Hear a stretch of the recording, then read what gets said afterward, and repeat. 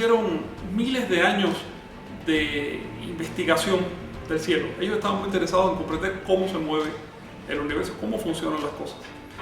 Y llegó el momento que plasmaron todo ese conocimiento en un conjunto de cifras y proporciones y ciclos. Ese es el calendario de Anahuac, que es el calendario más sofisticado de la Tierra.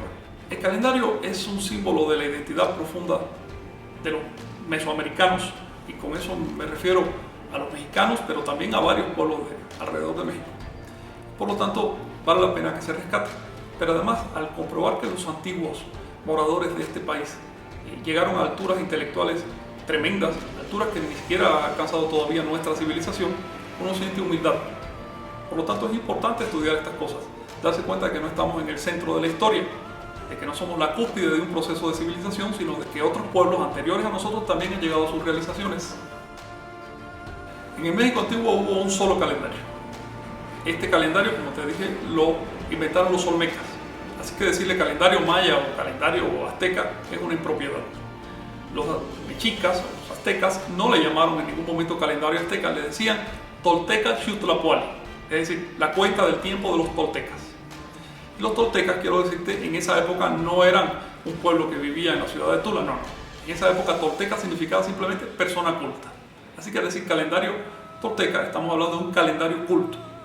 Y había un solo calendario en toda Mesoamérica, como dieron fe los cronistas españoles que atestiguaron ese fenómeno, y como podemos comprobarlo hoy a través de las correlaciones, es decir, del pareamiento de las fechas prehispánicas con las fechas julianas y gregorianas. Las evidencias más antiguas de este calendario son del 2000 a.C., es decir, de hace 4000 años.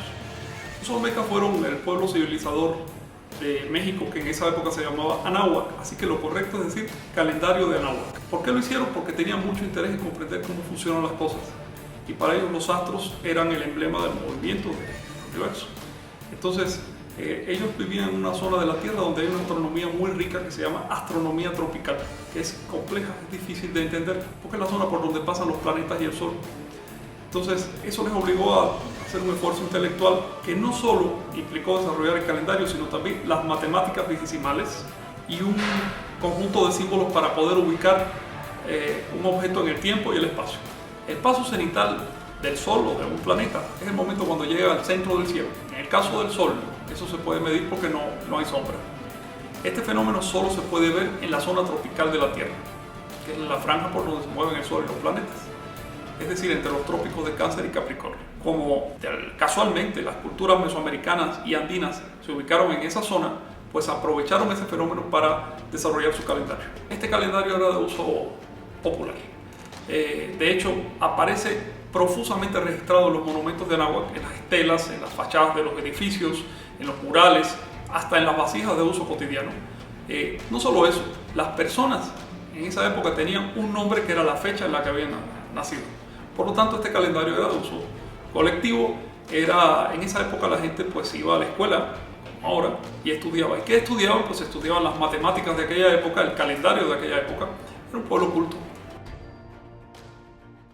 El calendario de Anáhuac se basa en una rueda de 13 números y otra rueda de 20 signos. Al combinarse producen lo que se llama el tonal o el kin. Tonal o kin es un día, es una fecha.